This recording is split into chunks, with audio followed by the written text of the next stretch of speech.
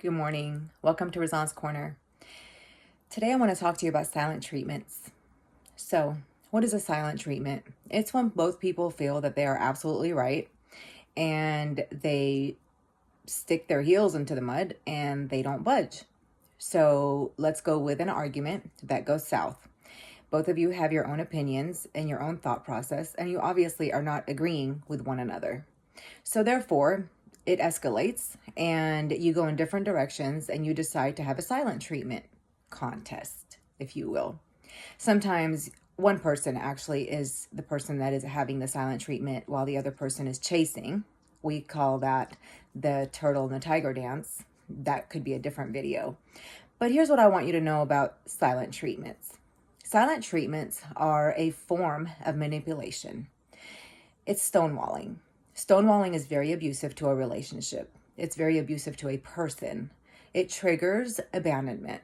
It actually also triggers attachment issues, and it makes people have fear, insecurities, and a lack of safety in a relationship. So here's what I want you to know about silent treatments, stonewalling, if you will. The reason we do these things, it's a defense mechanism that we learned when we were children. Is this something that you witnessed growing up?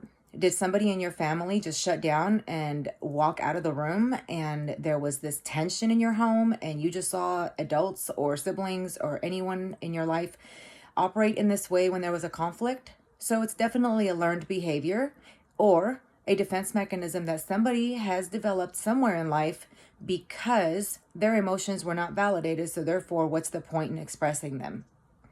I want you to know something as an adult. As you walk into these relationships and you have either somebody that's giving you a silent treatment, stonewalling, or you're doing it yourself, that is a very unhealthy way of dealing with your conflict. What you're teaching your children, if you're doing this in front of your kids, is that is avoidance, and we just avoid problems when they happen, and compromise is not an option. Healthy conversation is not an option, and it's very dysfunctional.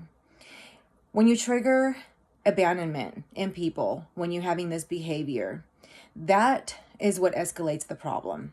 Because now it's not even about whatever issue you were arguing about. It's about, you abandoned me with my feelings, and that's very selfish.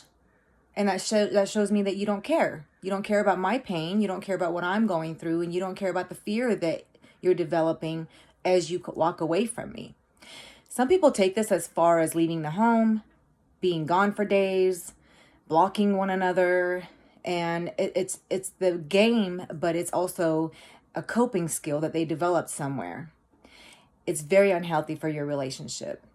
Now, you could also do this with your kids, and I'm here to tell you that if you are one of those people that gives your child a cold shoulder when they've disappointed you, you're teaching them stonewalling, and they will develop that into all of their relationships as adults. There are two things I want you to keep in mind. There's IQ and there's EQ. Somebody could be extremely intelligent with 4 degrees, a PhD, but they could have a low EQ, which is emotional intelligence. That's okay. Emotional intelligence develops from when you were a child, and all the experiences that you've had in your life and all the learned behaviors that you've either witnessed or developed to survive your environment.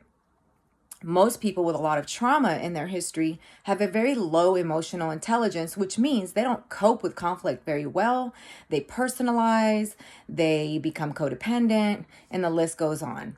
So I want you to understand that just because somebody's giving you a silent treatment, it may not be that they're just vindictive. It just means that's all they had to use as a tool growing up. And what we need to understand is educating somebody about the damage of that is really important. Knowledge is power. I encourage you to look up what stonewalling does to relationships. It is a sure way to divorce according to the godfathers of couples counseling, the Gottmans. So I wanted to put this out there because I see this a lot in my couples where somebody goes in their room and shuts the door and is not available and does not want to have a conversation and abandons the person that they're talking to. This has a much deeper effect than you realize. You can make up and you can come back and you make peace 3 days later, but there's a residual effect of that abandonment. You do that over time and you actually sever the attachment to the person that you're with. And you are living in insecurity the entire time you're in that relationship. This is just a little something for my couples, parent-child relationships, and even sibling relationships.